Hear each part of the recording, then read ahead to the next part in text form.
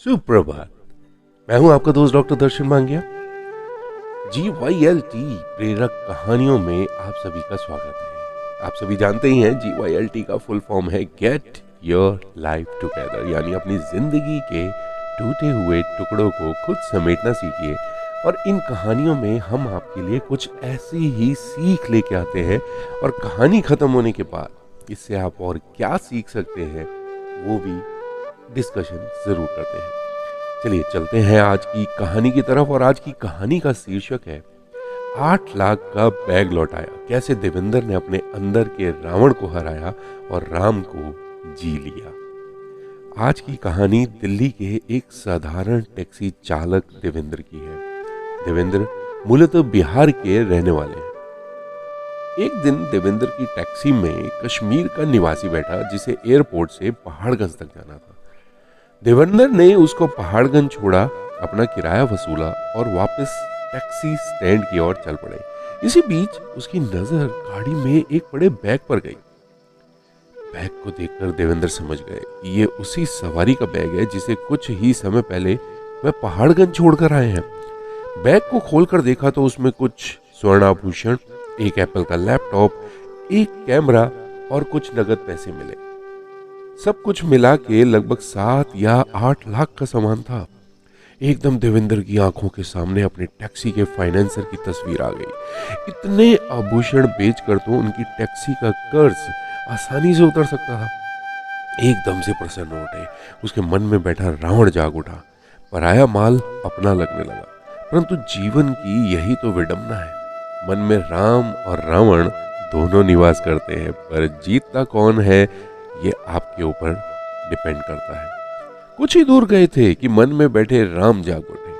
देवेंद्र को लगा कि ये कैसा पाप करने जा रहे थे। नैतिकता आड़े आ गई। बड़ी दुविधा थी। एक और आभूषण सामने पड़े थे तो दूसरी ओर अपनी अंतर आत्मा खुद को ही धिक्कार रही थी। देवेंद्र के मन में विचारों का द्वंद चलने लगा। क्या वह पराया धन अपने पास रख सकते हैं या ईमानदारी का रास्ता चुनेंगे?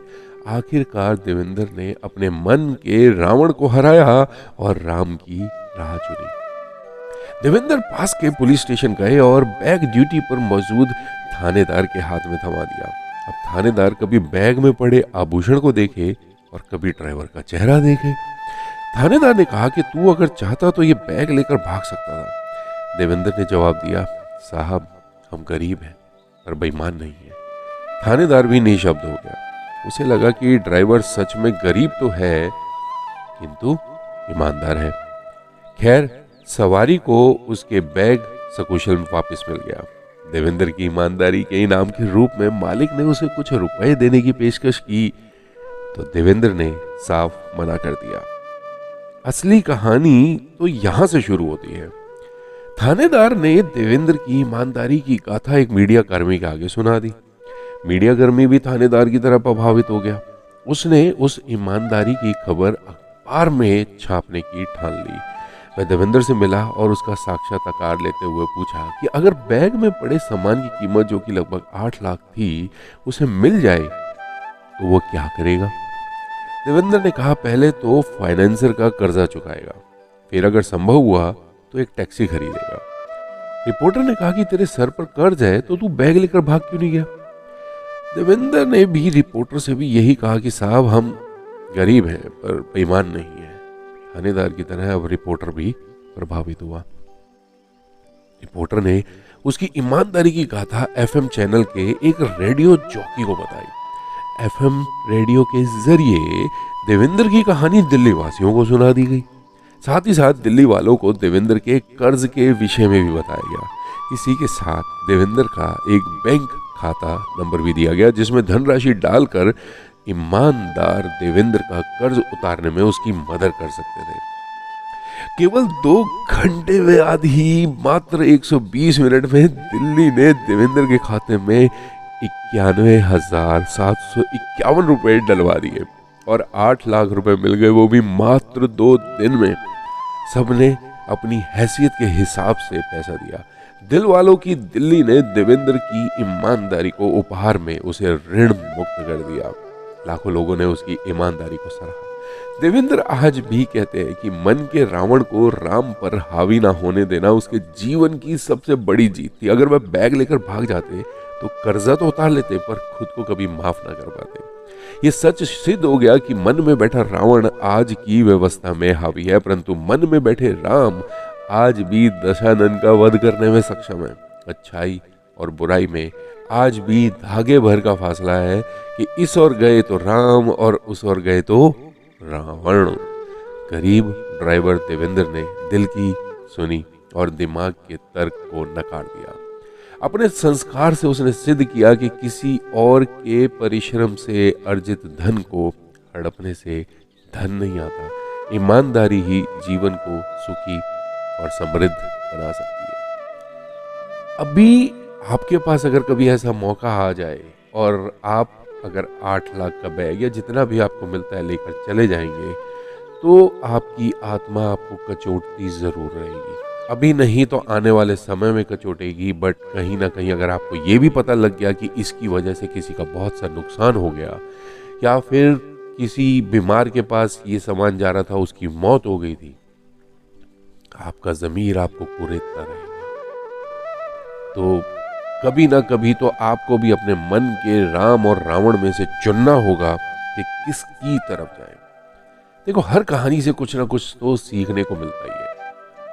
देखिए, अगर हम इस कहानी के बारे में बात करें तो मेरे हिसाब से इसमें से 5 चीजें सीखने को मिलती हैं। वो क्या है? सबसे पहली है, ईमानदारी सबसे बड़ा धन है। ये कहानी सिखाती है कि हालात चाहे कितने भी कठिन क्यों ना हो, ईमानदारी का रास्ता हमेशा सही होता है। देवेंद्र ने पैसे और लालच के आगे घुटने नहीं टेके और अंत में उन्हें उसका इनाम मिला। और सबसे पहली बात, जो उनके दिमाग में शांति है वो पहले से कई गुना ज्यादा हो गई, क्योंकि वो ऋण मुक्त हो गए, उनको किसी का पैसा नहीं मारना पड़ा और आज अपनी गाड़ी के वो खुद ऑनर बन गए हैं। दूसरी शिक्षा इससे ये मिलती है कि सही और गलत के बीच का संघर्ष, हमारे भीतर हमेशा राम यानी कि सत्य और नैतिकता और रावण लालच और गलत इच्छाएं की लड़ाई हमेशा चलती रहती है। सही निर्णय लेना कठिन होता है, लेकिन यही हमारे चरित्र को परिभाषित भी करता है। कई बार होता है कि हम अपनी टैरो रीडिंग के अंदर यहाँ पर आपको इसी डिसीजन को लेने में हेल्प करते हैं। वो डिसीजन जो कि शायद आप ले ना पा रहे हो, और आपके जो पर्सनल गाइड्स होते हैं टैरो में, हम आपकी हेल्प नहीं करते। टैरो कार्ड्स को आपके साथ जोड़ा जाता है और आपके पर्सनल गाइड, जिसे भी आप भगवान, देवी देवता, गुरु, कुल देवी जो भी मानते हैं, वो हमेशा आपके आसपास होते हैं और आपकी हेल्प करते रहते हैं, आपको मैसेजेस देते रहते हैं कि कब क्या करना चाहिए क्या नहीं। बट आप उन मैसेजेस को समझने में पूरी तरीके से समर्थ नहीं होते, या कुछ और भी कारण हो सकते हैं। तो टैरो के थ्रू उसी मैसेज को रिसीव करके इंटरप्रेट किया जाता है।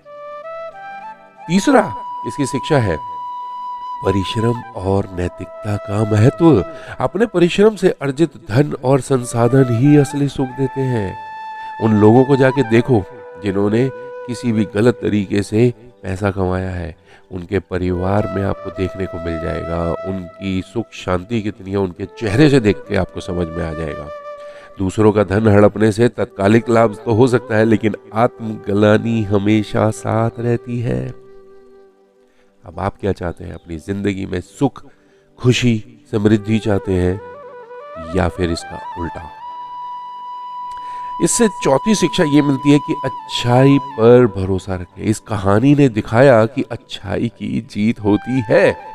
देवेंद्र की ईमानदारी ने ना केवल उनका जीवन बदला बल्कि कई लोगों को प्रेरित भी किया। तो आगे से क्षणिक लाभ के पीछे मत जाइएगा। हो सकता है कभी ना कभी आपकी जिंदगी में ऐसा मौका आया हो, अगर उसका कर लिया आपने, फायदा उठा लिया है, तो उसको ठीक करना भी आज आपके बस में है।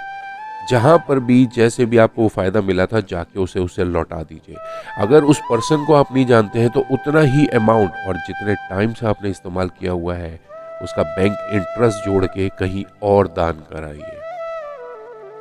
दशमेश हमेशा हमारे धर्म में सिखाया जाता है कि अपनी कमाई का 10% हिस्सा दान देना चाहिए, पर आज हम दूसरों को काटने में, लूटने में लगे हुए हैं। तो दशमेश तो बहुत दूर की बात हो गई।